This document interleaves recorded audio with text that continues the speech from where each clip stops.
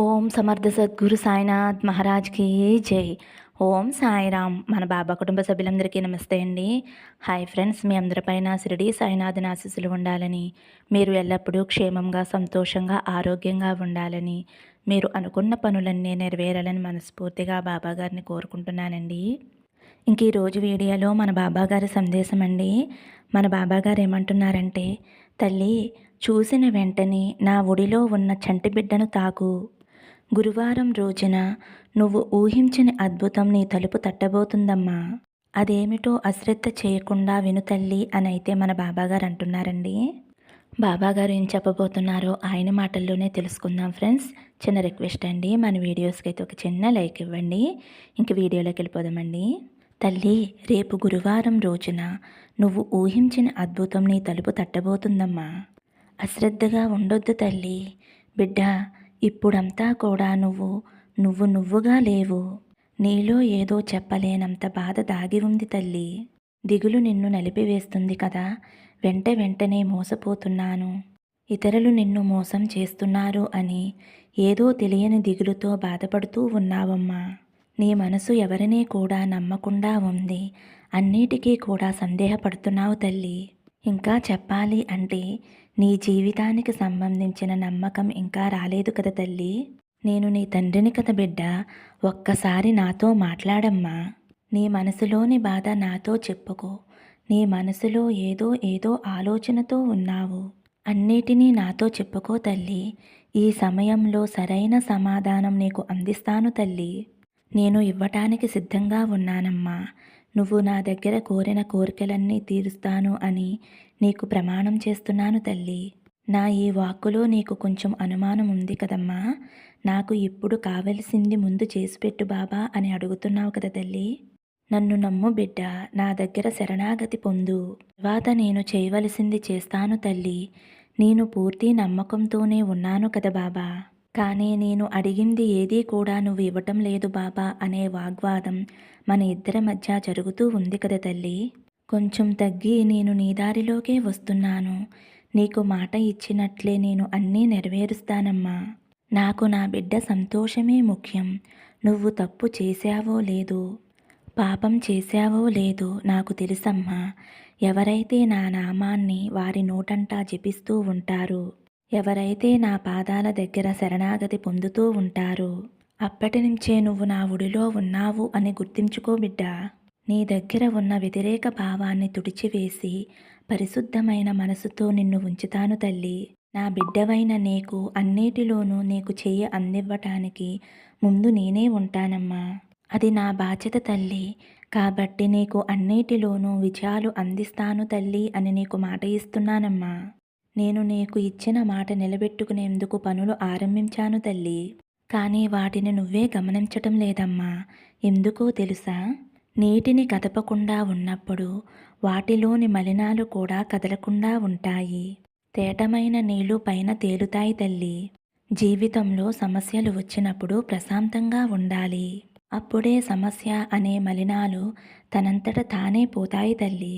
కానీ నువ్వు మాత్రం నీ సమస్యను ఒక భూతద్దంలో చూసి భయపడిపోతున్నావమ్మా. అందువల్ల నీళ్లు తేట కాకుండా మలినంగానే ఉన్నాయి.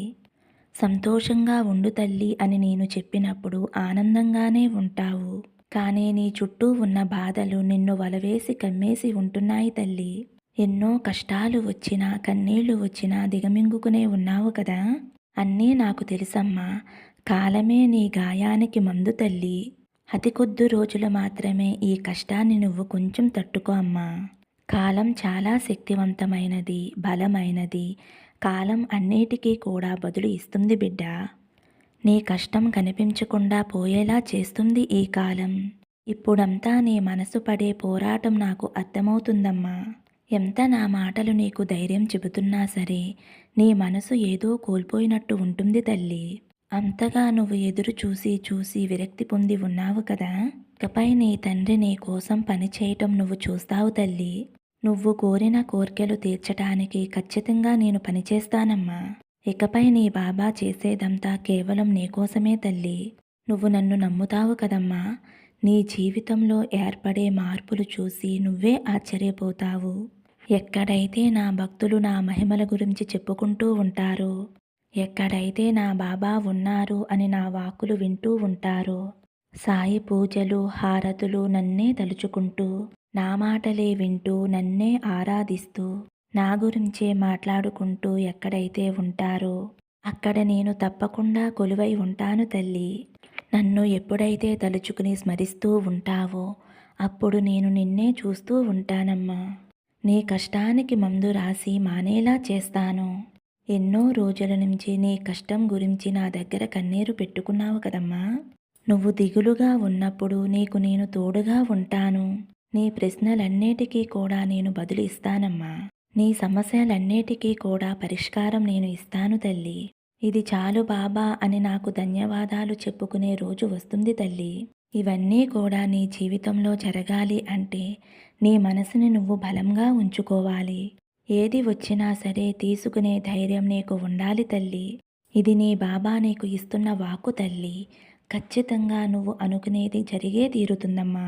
నువ్వు ఏది కోరుతావో అదే నీ చేతిలో పెడతాను తల్లి. నువ్వు నా పాదాల దగ్గర పెట్టిన ప్రతి ప్రార్థన కూడా నెరవేరేలా చేస్తానమ్మా. అతి త్వరలో నీదైన జీవితం నీకు అందుతుందమ్మా.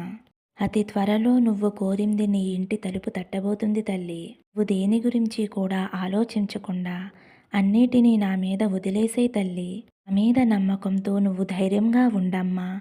నీకు అంతా మంచే జరుగుతుంది. నా ఆశీస్సులు నీకు ఎప్పుడూ ఉంటాయి. ఇంకా బాబాగారు ఏమంటున్నారంటే, తల్లి నువ్వు పోగొట్టుకున్న ఆనందాన్ని, నువ్వు కోల్పోయిన సంతోషాన్ని గురువారం రోజున తిరిగి నీకు అందిస్తానమ్మా. నీ సాయి తండ్రిని నమ్మితే పూర్తిగా నేను చెప్పేది విను తల్లి. ఇప్పుడు ఈ క్షణం నువ్వు ఏమి చేస్తున్నావో నీకు తెలుస్తుందా అమ్మా? ఇప్పుడు నీ మనసు ఎందుకు ఇంత అలజడిగా ఉంది?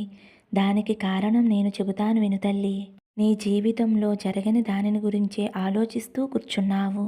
ఎందుకు తల్లి? జరిగేవి జరగని వాటి గురించి అస్సలు పట్టించుకోకు. ఇది జరగలేదు, నాకు ఇది జరుగుతుందా లేదా అని ఆలోచిస్తూ నీ ప్రశాంతతని కోల్పోవద్దు.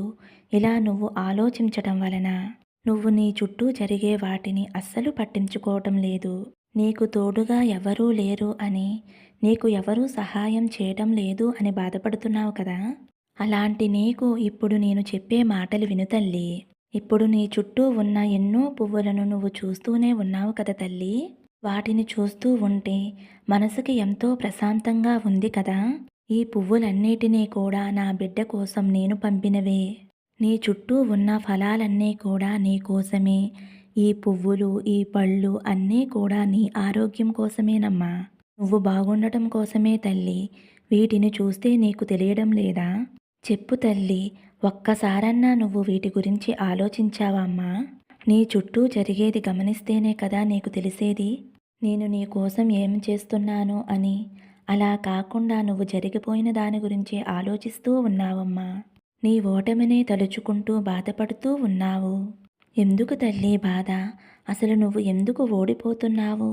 ఎక్కడ తప్పు చేస్తున్నావో ఒక్కసారైనా నువ్వు ఆలోచించావా? నువ్వు ఎందుకు ఆలోచించటం లేదో తెలుసా? నీకు ఈ లోకం అంటే భయం. ఆ భయమే నిన్ను ఓడిపోయేలా చేస్తుంది.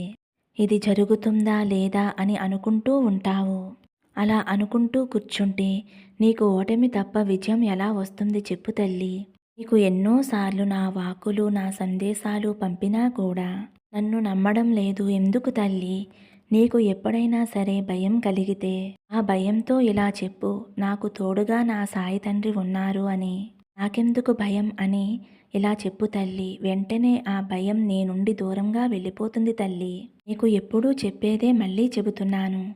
భయం, దిగులు నీలో అస్సలు ఉంచుకోవద్దు. ఇవన్నీ కూడా నీ ఎదుగుదలను ఆపేస్తాయమ్మా. భయం ఎక్కువైతే ప్రశాంతతని కోల్పోతావు. ప్రశాంతత లేకపోతే సంతోషం పూర్తిగా దూరమవుతుంది.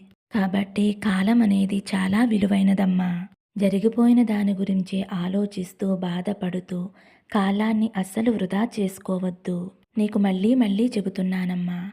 నువ్వు కోల్పోయిన ఆనందాన్ని, సంతోషాన్ని, ప్రశాంతతని అన్నీ నీకు తిరిగి ఇస్తాను. ఆ రోజు అతి త్వరలోనే ఉందమ్మా. అందుకు తగ్గ పనులన్నీ కూడా నేను ఆరంభించేశాను. నీ సాయి మీద నమ్మకంతో ఉండు. ఆ నమ్మకమే నిన్ను గెలిపిస్తుంది. ధైర్యంగా ఉండు. నీకు అంతా మంచే జరుగుతుంది. సంతానం కోసం ఎదురు చూస్తున్నావు కదమ్మా! నా ఒడిలో ఉన్న పండంటి బిడ్డని నీకు వరంగా ప్రసాదిస్తానమ్మా!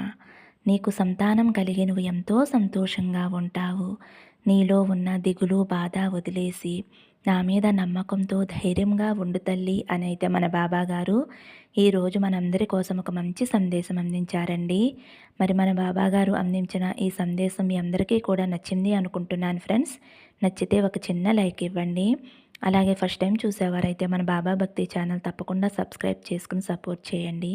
సర్వే జన సుఖినో భవంతు. సమస్తం సద్గురు సాయినాథార్పణమస్తు. శుభం భవతు. జై సాయిరామ్.